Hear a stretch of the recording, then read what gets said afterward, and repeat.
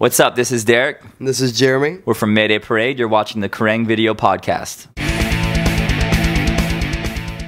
This has been my favorite trip over here, for sure. You know, I don't know if everyone feels that way, but it's definitely been the best trip we've had in the UK. So. Yeah, it's our third time coming over here, and it's just been more and more fun every time.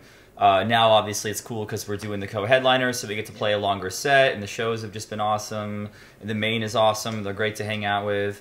So, all in all, it's just been a blast, yeah. Cool. When you're doing like a co-headline set, do you find you perform harder when you're the kind of support or when you're the headliner? Is there a different energy you feel, or do you just go for it? We go for it. I mean, we try and keep as much energy as we can on every show. I think the only thing that kind of makes a difference is that when doing a show like this, I guess, you know, where more of the kids are there singing along and stuff, you know, we kind of feed off the energy from the crowd, right. You know. Yeah. So if we're a support band and not a lot of kids know who we are, then we can give it our best, but I think we do our best whenever the crowd is really into it and singing along. You definitely get more pumped up when the kids are jumping and singing along. It makes you excited that the show's going so great that you just rock out even harder, I guess. Yeah. So. Yeah. So what have you been getting up to on your days off? Have you... the main earlier mentioned they went to Stonehenge. Did you join them on that trip? We did, yeah. There's actually only been one day off this whole trip. Right. We've had a show every day and one day off. And we wish that we could have spent that day off in London, but it actually didn't work out that way. We've never got to spend a day off in London, and we always want to because it's such a great place. I mean, we always wish we had more time to mess around. But yeah, we went to Stonehenge. It was actually yesterday. No, 2 days ago. 2 days ago, we went to Stonehenge, and that was great. We actually have been before that. We went the first trip we came to the UK. Yeah. We went to Stonehenge, but going again and thinking like, man, this is my second time coming to Stonehenge was just so crazy. It was so cool. It was still just as great as the first time. So we today actually we got to go over to watch Changing of the Guards, do that thing. We went to. You didn't go with us because you went to go buy a suit, but we went to Big Ben Clock Tower, went to the British Museum, so got to do a little bit of that stuff today, which was nice. So. Excellent. You've hit the kind of National Lampoon's European Vacation list of things we're to the see. the tourists. So. Yeah. Awesome. So what made you want to buy a suit here? Was it in Savile Row? Well, the reason why I bought a suit is because the next tour that we're doing, I'll be wearing a suit on stage, and I needed to. That tour starts basically tomorrow. We fly straight home, do a rehearsal, and then the next day is the first show. So, and I wanted to buy a suit over at Topshop. Okay. So I just literally a few hours ago went up there and bought a really nice suit. So I'm excited about it. Excellent. Yeah. Did you see if there's any room to do star jumps or? In the dressing room, I did a couple, you know, made sure that everything, that it all, yeah. We don't really have slim fit or Italian cut suits, obviously, in America. So when you want to get like a nice fitting suit that fits tight and, you know, and able to stretch and everything, we have to come here and buy it. So. Yeah. Before you came to the UK, did you think everyone wore suits and bowler hats and drank tea? No. No, I figured that it was, you know, probably pretty close to the same kind of, you know. But it is cool. It's very interesting walking around and just the little things that are different, you know, between the cultures, you know. But that's great. That's one of the things I love about being in this band is being able to travel and see other places in the world and just experience that, you know. Cool. How does anywhere compare to is it Tallahassee you're from? Cool. So I mean, you've got bands like Less Than Jake, Against Me, Yellow Card, Florida. Yeah. Florida what is it about you know, that state and sort of punk rock? I don't know. A lot of my favorite band, you know, Newfound Glory is from Florida. Furthest Seems Forever, Copeland. There's a lot of really awesome bands from Florida. Who knows, man? I can't. Something in the water. Yeah. I can't say, I can't say it has much to do with Tallahassee because, you know, I think Creed is one of the bands from Tallahassee, which, you know, whatever, it's cool. But they were a big band.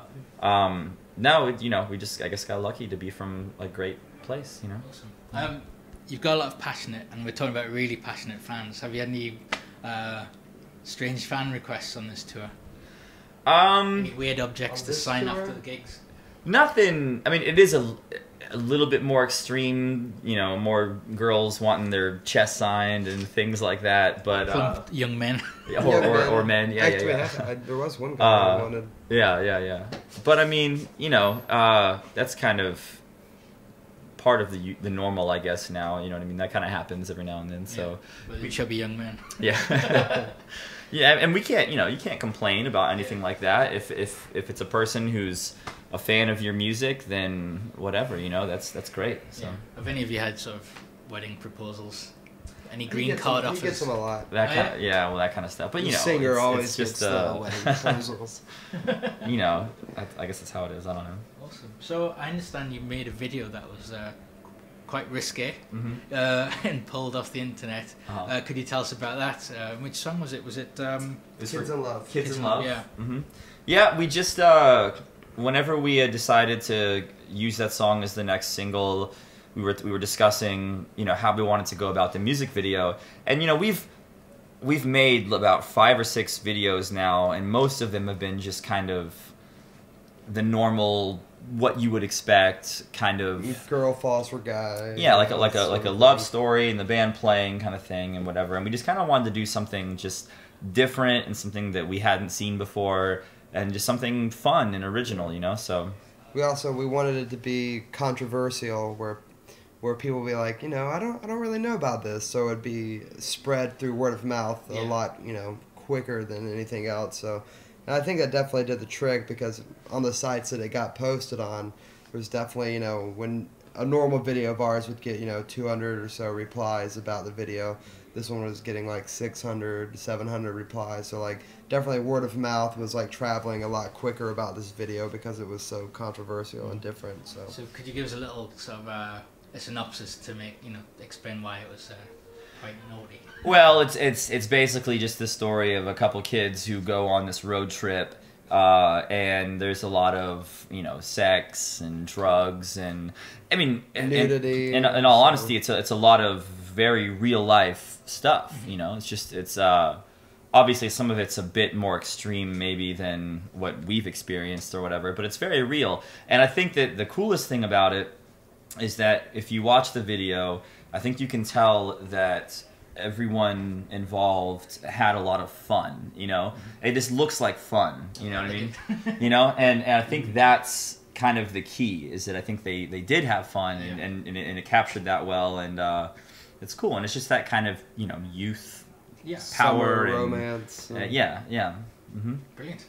So you supported Medina Lake earlier this year. You're back here with the main. What are your plans for next year? When we're going to see you next? I don't know for sure, but it'll be in 2011 sometime. We will come back. We've been saying every night that we're not going to wait another couple years before we come back, because it's, you know, we haven't been here a whole lot. This is only our 3rd trip in the 5 years that we've been a band, you know. Right. So it'll definitely be as soon as we can. This trip has just been too much fun.